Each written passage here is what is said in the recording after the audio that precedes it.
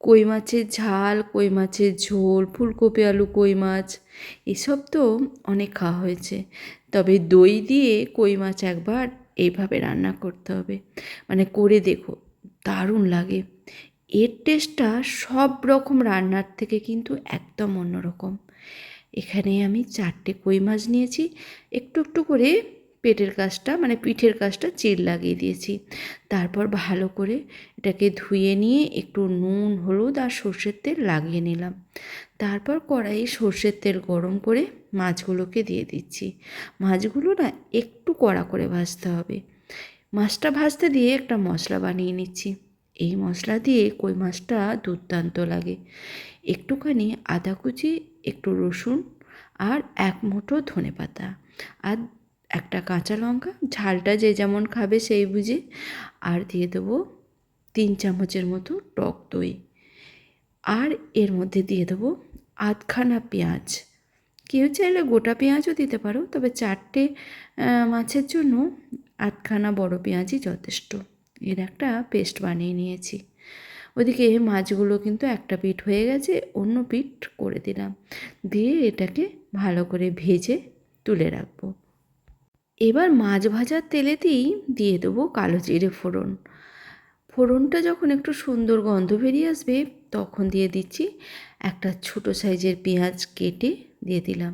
একটু সরু করে কেটে নিতে হবে। পেঁয়াজটা আর কালো জিরেটাকে একটু ভেজে নিচ্ছি।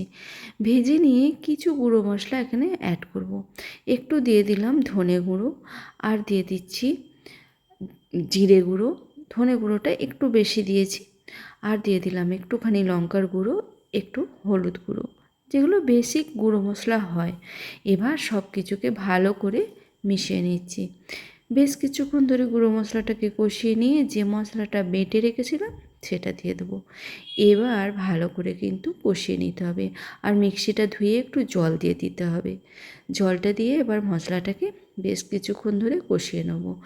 মশলাটা বেশ কিছুক্ষণ ভেজে নেবার পর এখানে দিয়ে দেবো পরিমাণ মতো নুন, আর একটুখানি চিনিও দিয়েছি টেস্টের ব্যালেন্সের জন্য, ওই ছোটো চামচের 1 চামচ। নুন চিনিটাকেও বেশ ভালো করে মিশিয়ে নিয়ে এর মধ্যে দিয়ে দেবো 1 চামচের মতো গরম মশলার গুঁড়ো। এবার একটু জল দিয়ে আর একটু কষিয়ে নিয়েছি। তারপর মাছগুলো দিয়ে দিচ্ছি। মাছগুলো দিয়ে মশলার মধ্যে মাছগুলোকে বেশ ভালো করে একটু মাখিয়ে নেবো, মানে মশলার মধ্যে ঢুকিয়ে দেবো, যাতে মাছের মধ্যেও মশলাটা ভালো মতো করে ঢুকে যায়। এপিট ওপিট করে মানে খুন্তি দিয়ে মশলাটা মাখিয়ে নিচ্ছি। তারপর এটা ঢাকা দিয়ে ওই 5 মিনিটের মতো রান্না করব। খুব বেশি টাইম কিন্তু আর লাগবে না, কারণ মাছ ভাজা আছে, মশলা কষানো আছে। 5 মিনিট পর ঢাকাটা খুলে নিলাম, একদম মাছ কিন্তু রেডি হয়ে গেছে। এইভাবে দই কই করে দেখো, দারুণ লাগে কিন্তু, একদম অন্যরকম টেস্ট হয়। এটা থাকলে আর কিছু লাগেই না।